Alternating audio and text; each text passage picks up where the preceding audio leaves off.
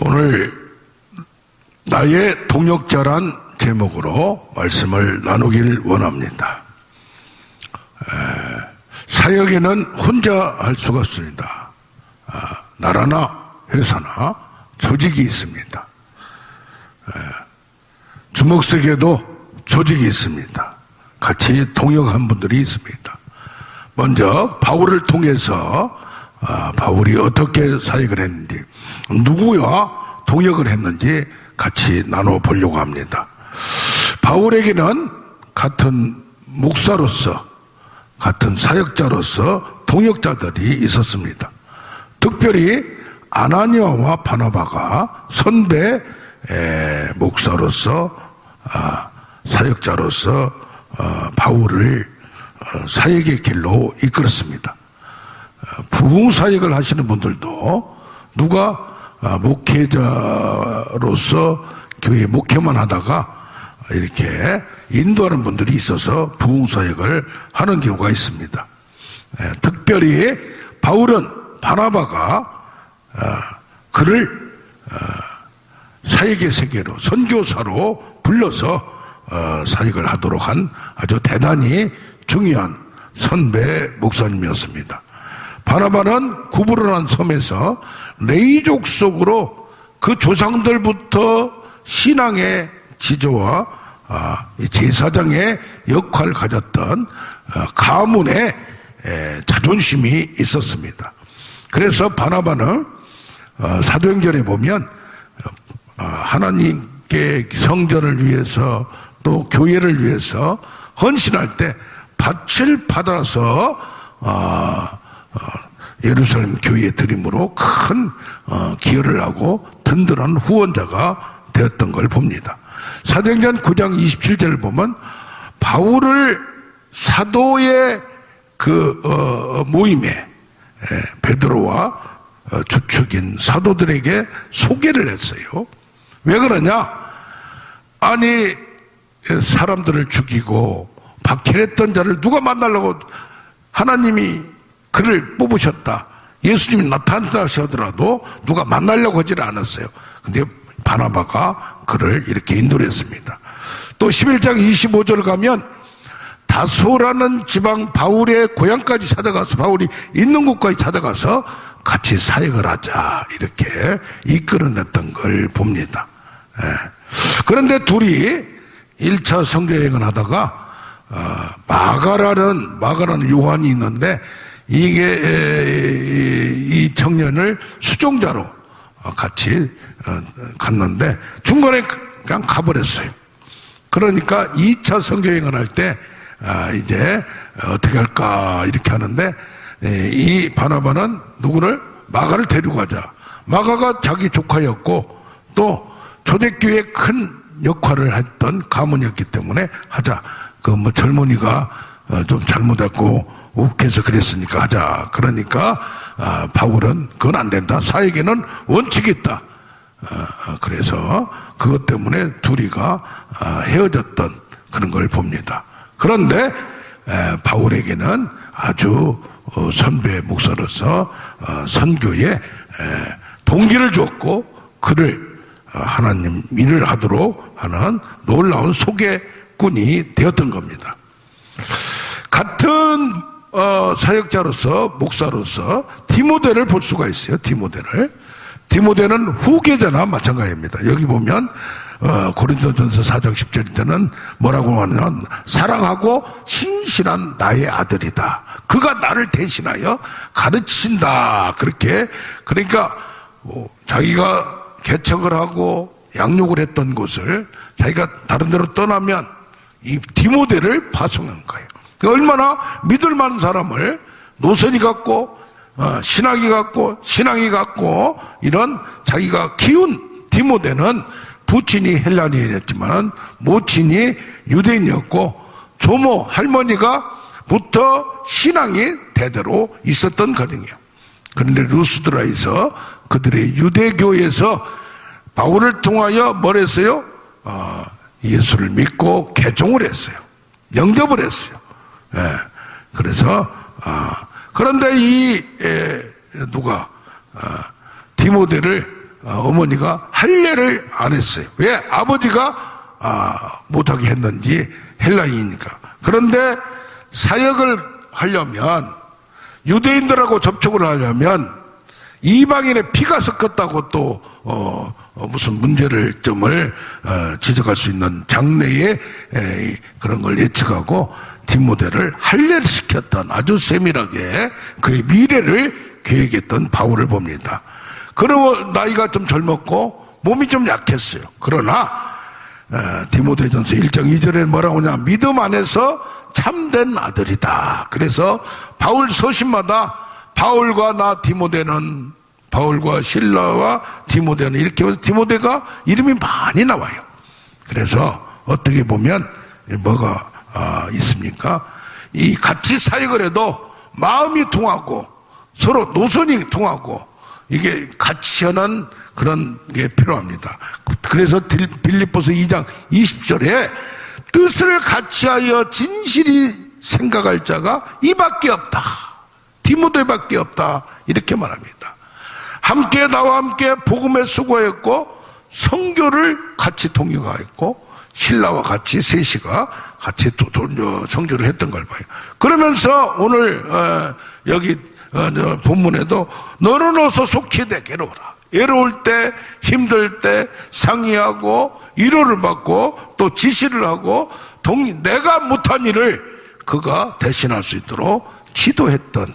그래서 동역할 때 보면 같이 외부 사역은 협동으로 다른 분들하고 같이 할 수 있지만은 이 같이 내부 사역은 어떤 경우 보면 이런 제자를 뽑아서 노선이 같고 명령에 순종하고 하나가 되는 사람이 필요합니다.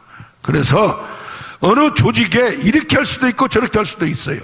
그러나 어떤 결정이 나고 어떤 방향이 설정되면 같이 가야 되는 거예요.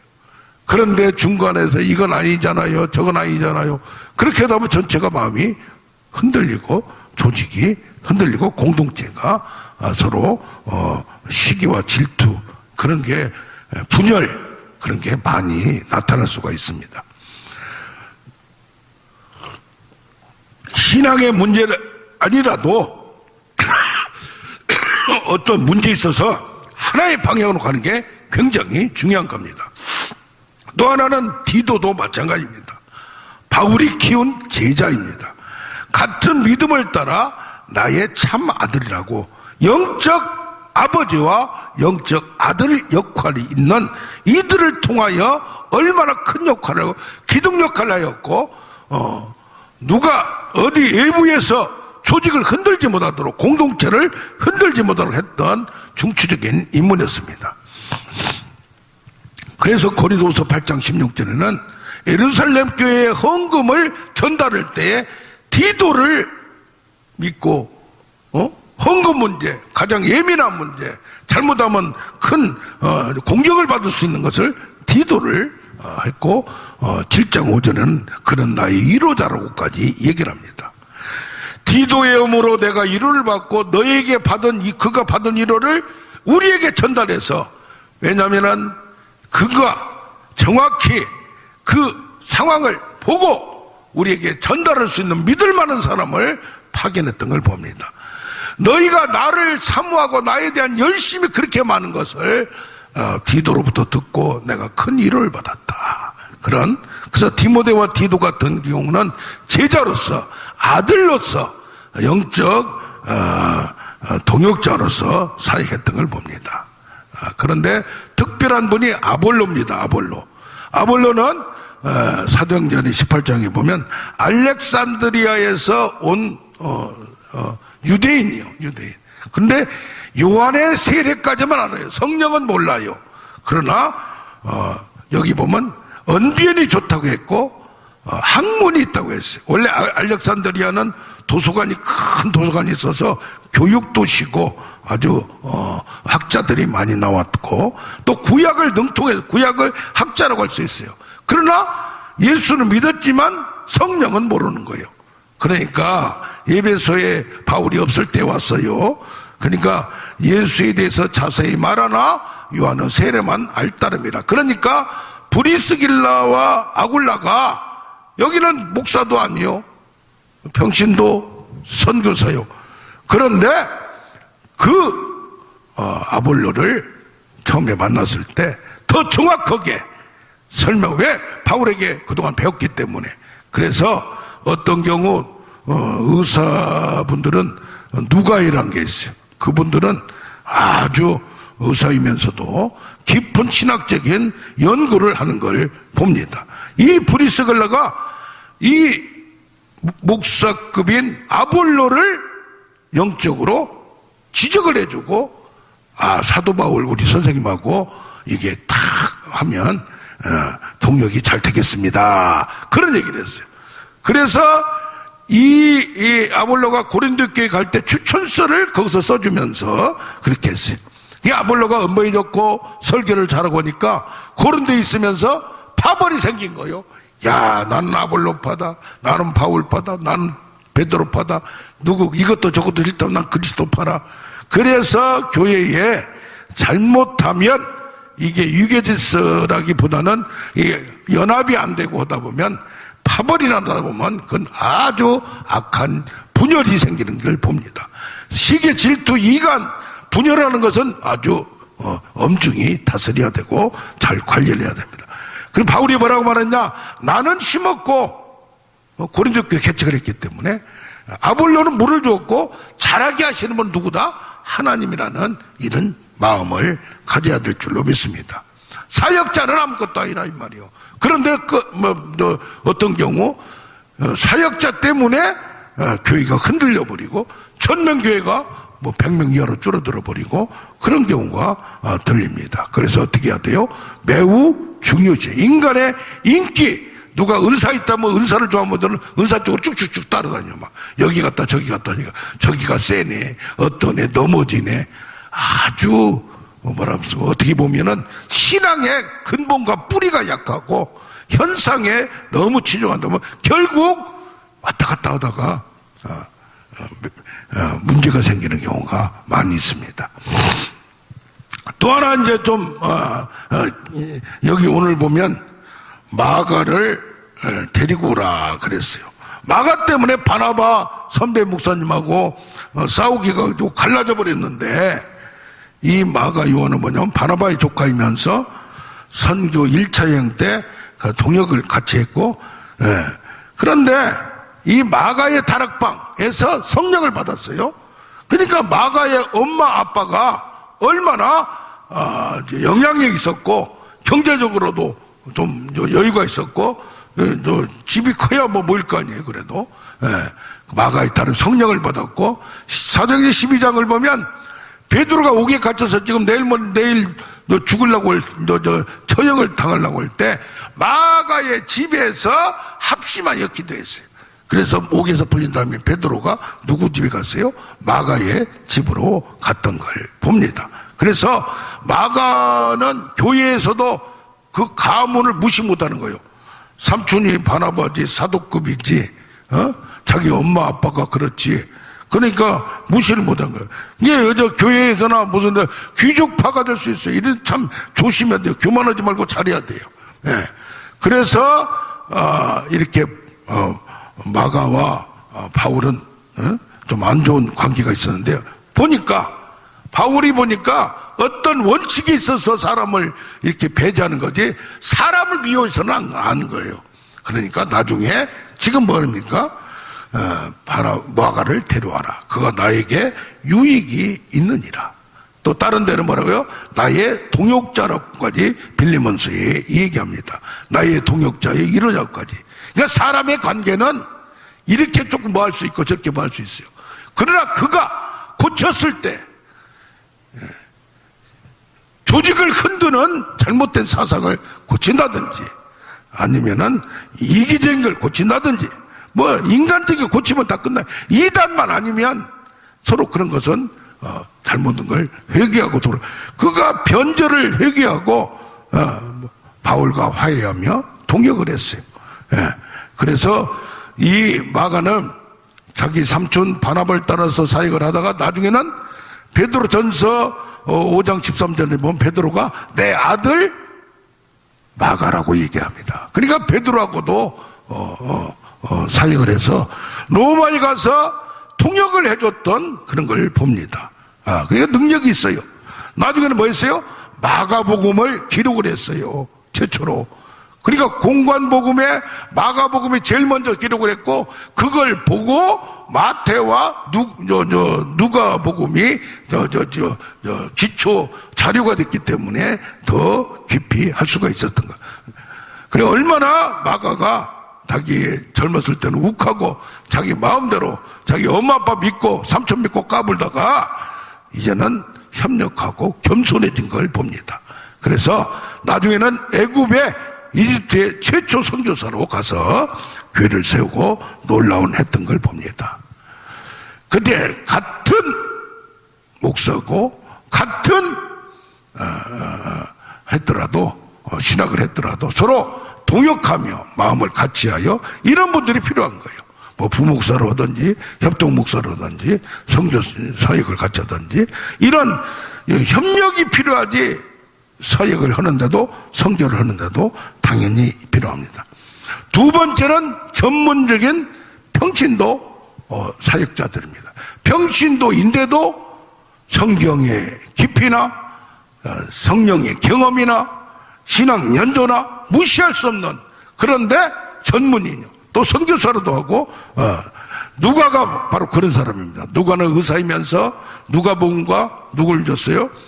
사도행전을 기록했고, 누가는 교회 역사를 기록했던 아주 초창기에 누가복음과 사도행전에서 성령 행전이라고 얘기하죠. 그런 독신이었어요. 누구를 따라서? 바울을 따라 84세까지 의사있기 때문에 머리가 있어요. 총명해요. 세밀해요. 그 재능을 이렇게 썼던 거예요. 참 중요한 부분입니다. 어떻게 보면 목사가 하는 것보다 여기 마지막까지 항상 누가는 바울과 함께 있어요. 그래서 나의 동역자다, 누구만 나와 함께 있다, 그러면 이런 얘기를 마가와 동역을 로마에서 했으면서 어떻게 보면 누가가 마가를 이렇게 바울하고 할 수 있도록 했던 징검다리 역할을 했지 않았나 상상을 해봅니다. 그 다음에 브리스글라와 아굴라가 있어요. 참 이 두 부부가 교회에 이런 분들이 있어야 돼요. 고린도 교회를 개척하고 바울이 천막을 이렇게 이제 낮에는 천막 일을 하고 이렇게 자기 자비랑 선교를 하면서 하는데, 아니 천막 제조업을 하는 두 부부를 만난 거예요. 그거 봤더니 로마에 있다가 그 황제가 유대인을 추방령을 낼 때 나온 거예요. 그냥 하나님의 역사로 만나게 해준 거예요. 참 이런 동역자를. 그러면서 이제는 바울의 모든 일을 같이 합니다. 나중에 고린도에서 에베소로 가고 로마로 갈 때까지 바울이 가는데 같이 가는 거예요. 할렐루야. 그들이 일해서 하는 거 교회 다 막 그냥 헌신하고 모든 걸 다 알아서 하는 거예요.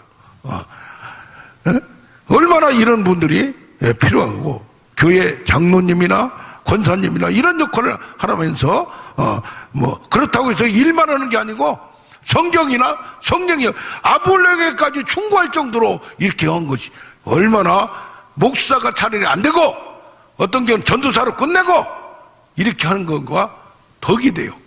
목사 급이 되지도 않은데 목사 받아가지고 능력도 없고 성경도 알지 못하고 설교도 못한 사람들이 목사라고 하는 사람이 한두 명이 아니에요 지금. 그렇게 어떻게 해야 돼요? 어디서 자기는 신학을 해도 그냥 신학을 공부하는 걸로 끝내든지 전도사까지 하든지 이렇게 해서 덕을 끼치는 경우가 얼마나 많은지 모릅니다. 그 다음에 동역을 했던 분이 누디아가 있어요. 비단 장사고 이제 장사를 하니까 돈도 많아요. 그런데 유대교를 믿었는데 빌립보에서 아침에 어디 가서 기도할까 하다가 거기를 가봤더니 시내가 흐르고 있어요. 그러다가 바울을 만나고 예수를 믿었어요. 그러니까 이게 이렇게 보면 직접 내가 전도하고 직접 양육했던 사람이 최고의 동역자예요. 나중에 만나더라도 이 은혜를 받고 이 바울의 말씀과 바울의 성령의 역사에 은혜를 받고 거기에 순종하는 자세가 돼 있는 사람들이 최고의 동역자예요. 자기가 어떻고 위에 당회장을 담임 목사를 비평하고 판단하고 너무 그러다 보면 언젠가는 삐뚤어져요. 그래서 순종하고 이렇게 순복하는 게 얼마나 사역에도 중요한지 모릅니다. 자기 고집대로 하는 사람은 사역에 동요가 안 되는 거예요. 좋은 아이디어를 갖고 서로 협의하면서 나아가야지 자기 게 아니면은 받아들이지 않은 그런 잘못된 거예요. 그래서 누디아는 나중에 소아시아 7교회를 개척하게 만드는 아주 귀중한 보입니다. 재력도 있지, 신앙도 좋지, 거가 덕까지 있어. 사람을 품어. 어떤 사람은 사람마다 이간질하는 사람이 있어요. 그런데 이분은 사회 경험도 했지, 이렇게 하면서 사람들을 이렇게 주 앞으로 세우고 교회를 세웠던 걸 봅니다. 그 다음에 보면 두기고라는 사람이 있어요. 두기고라는 사람이. 여기는 재정집사, 재정장로요. 헌금관리인요. 예루살렘 교회를 후원하고 구제하기 위해서 누가 바울이 이제 각 교회마다 예루살렘이 너무 모기가 힘드니까 이제 이쪽은 헬라 지방이고 그러니까 재정이 돌아가고 또 사람들이 또 이렇게 풍부하게 되니까 거기다가 뭐 했어요? 헌금을 모금을 했어요. 모금을. 이때에 아까 말한 디도와 두기고가 같이 갔던 거예요. 얼마나 믿을만하니까 그러냐 이 말이에요. 어떤 경우에는 서울의 대형교회예요. 대형교회. 십몇 년 동안 뭐 매덕을 갖다가 이렇게 빼가지고 하는 경우도 있고 그런 경우가 가끔 있어요. 참 얼마나 이게 조그마한 교회에서는 힘들면서 자기 거 내가면서 이렇게 하는 거 있는가 하면은 그래 이런 분들도 있는데 두기고는 얼마나 그래서 뭐라고 하느냐 신실한 일꾼이다. 내 사장을 너에게 알게 할 사람이 이 사람이다. 사랑받는 현재다. 주 안에서 함께 종된 자라 이렇게 말을 합니다. 여기는 뭐요? 평신도이면서도 사역자로서 수준급 있는 그 디모데를 로마로 오라고 할 때 두기고를 에베소 교회에다 보내면서 대리 사역을 하게 만들었어요. 그러니까 지금 말하면 장로급이에요. 장로급. 디도를 했던 디도가 다른 쪽으로 가니까 거기 가서 또 하도록 했어요. 예. 장로 목사는 뭡니까? 가르치는 직임이 있고 장로님은 관리하는 게 있는데 장로님이 목사가 없을 때는 자그마한 교회에서는 설교할 수도 있는 거예요. 그렇게 한 데도 있어요. 그러니까 뭐요? 성경이나 성령이나 이것이 수준급이 돼야 돼요. 그리고 인격이 돼야 돼요. 신학을 하면서 장로이면서 신학을 하고 나서 아주 그냥 그런 경우가 있어요. 교회를 좌지우지하고 목사를 흔들어버리고 목사를 쫓아내고 이건 참 잘못된 거예요. 차라리 신학을 안 하든지 신학 좀 했다고 그거 몇 년은 거 가지고 그런 건 아주 잘못된 거예요. 신학을 한 게 다가 아니에요. 신학을 하고 나서 하나님 앞에 훈련을 받고 깊이 연단을 받는 게 필요하지 교회의 그런 잘못된 해악과 그렇게 하는 분들이 얼마나 많은지 모릅니다. 그건 겸손하게 섬겨야 될 줄로 믿습니다. 여기서 좀 제가 읽다가 또 묵상하다가 하는 것은 뭐냐면 골로새서도 이렇게 보니까 할레파인 유스도 에스라는 사람이 있어요. 유스도. 예. 할레파 뭡니까? 빌립보서 3장 2절 개들을 삼가라 행악자들을 삼가라 몸을 상해한 일을 삼가라 그러면서 이 할레파를 맹공격하고 나의 은혜의 복음을 전하는데 목숨을 바치면서 할례하고는 상관없다라고 바울이 그렇게 목숨 걸고 사도행전 15장에 예루살렘 총회에서도 얘기를 했는데 뭐가 있습니까? 오늘 보니까 골로새 4장 11절을 보니까 할레파인 유수도를 같이 이렇게 교류하고 나에게 유의로하는 자고 하나님 나라 위에 함께하는 역사다. 할레파이나 오직 그만이 할레파는 할레파이나 예수를 믿는 신앙은 정확하더라 이 말이요. 아멘. 그게 지금 뭐냐면 은혜를 강조한 분들이 있고, 지금도 우리 안에서 은혜만 강조하고 입으로만 하는 게 아니라 계명을 지키고 그 좀 극보수로 보수 쪽으로 그렇게 하는 분들이 있어요. 이분들을 탓하면 안 돼요. 행동이 얼마나 깨끗하고 거룩하고 온전하고 충성을 다한지 몰라요. 그러니까 교리 때문에 교리가 조금 다른 것도 포용하면서 나갔던 바울을 봅니다. 그래서 사람을 포용하고 이렇게 어느 하나가 잘못됐다고 해서 잘라낸 것이 아니라 그 교리, 원칙, 사역자의 자세, 태도만 되면 같이 사역하면서 자기의 사역을 한다든가 조직을 흔든다든가 그렇지 않으면 다 받아줬던 걸 봅니다. 디도서 3장에 보면 율법 교사인 세나와 아볼로도 급히 보내라. 내가 보낸다. 그들이 감으로 부족함이 없게 하고 열매가 없지 않게 한다. 이 말이 뭐냐면 이제 믿음으로 된다, 은혜로 된다 하다 보니까 율법을 아예 필요 없는 걸로 율법 폐기론자들이 많이 나왔어요. 영지주의, 믿으면 된다, 마음으로 믿으면 된다, 행동하고는 전혀 관계없이 하는 그런 것을 지적한 겁니다. 여기 또 보면 대마는 세상을 사랑하여 어디로 갔다? 데살로니가로 갔다. 대마가 원래 같은 동역자요. 초기 동역할 때 얼마나 많은 일을 한지 몰라요. 그런데 나중에는 떠나버렸어요. 여기 칼빈은 어떻게 해석했냐면 사역을 하다가 그냥 너무 힘들어서 아니면 세상이 좋아서 아니면 그만하고 싶어서 갔다 이거예요. 근데 바울의 입장에서는 이것을 세상을 사랑하여 갔다라고. 사역자는 힘들어도 목회를 해야 되고 사역자는 힘들어도 해야 된다라고 사상을 가졌기 때문에 그렇게 봤다. 그렇게 얘기하는. 요새는 일터 사역도 하는 경우가 많이 있어요. 일을 하면서도 사역을 또 열심히 하는 분들 있어요. 그런데 어떤 분들은 사역을 하다가 이제는 다 팽개치고 이제 일터 사역으로 가는 경우도 있고, 그러니까 그것을 너무 비난하거나 그럴 필요는 없는 것 같습니다. 바울에게도 여기 구리 세공업자 같이 항상 대적자들이 있었어요. 유대인이나 로마이나 칼빈에게도 대적자들이 있었어요.